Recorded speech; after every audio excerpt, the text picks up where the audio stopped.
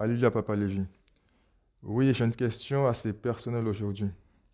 Je méditais, je me demandais, est-ce que l'Afrique ne pourrait pas se contenter de son agriculture, c'est-à-dire développer son agriculture, ses moyens de production en termes de technologie, pour s'autosuffire? Parce qu'aujourd'hui, l'Afrique dépend énormément des Occidentaux. Ils exportent toutes les matières premières pour les Occidentaux. Ils nous vendent toutes les répercussions, toutes les conséquences de cela. L'Afrique souffre, et même en termes d'hôpitaux, presque tous les présidents africains vont se soigner autre part que dans leur pays.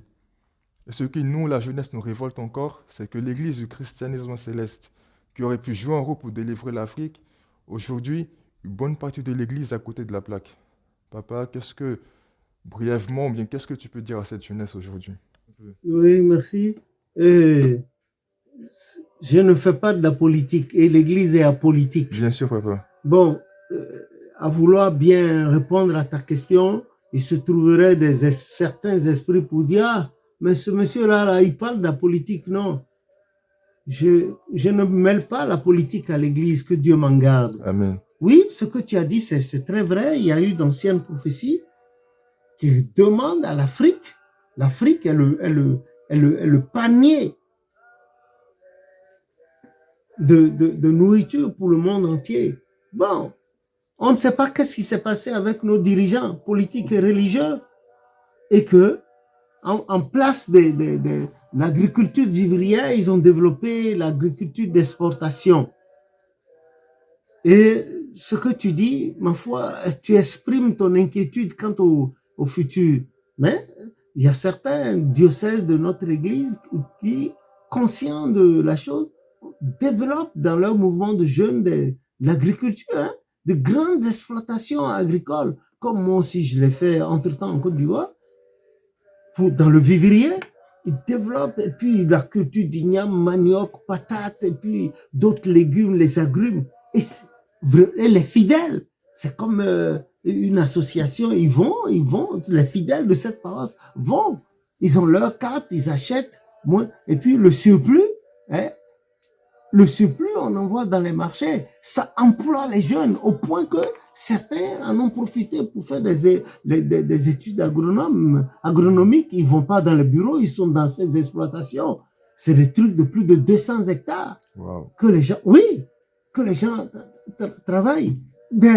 Nous aussi, en temps, avec mon oncle adoptif, on a initié quelque chose du genre. Bon, le temps passant, l'âge, tout ça, on a tout envoyé au calendrier grec. Bon, et de moins en moins, on trouve aussi des terres. Parce que les terres sont rachetées, les propriétaires terriens peuvent faire des baux amphithéotiques à de grandes compagnies, si bien que, bon, voilà.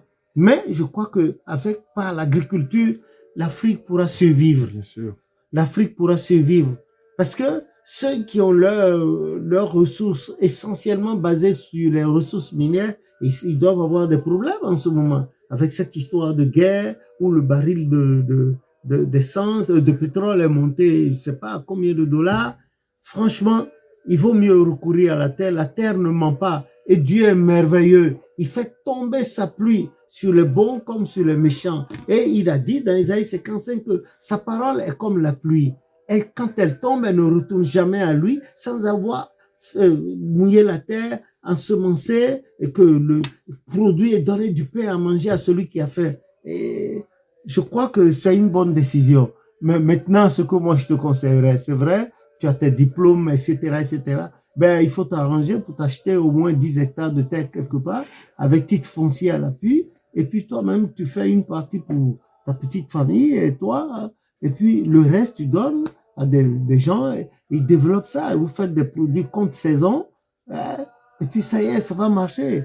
Voilà, ça va marcher, ça va vous permettre de manger, parce que tout ce dont on a besoin maintenant, ce n'est pas trop d'argent, parce que si vous avez encore trop d'argent, parfois, quand les bourses baissent, vous perdez. Voilà.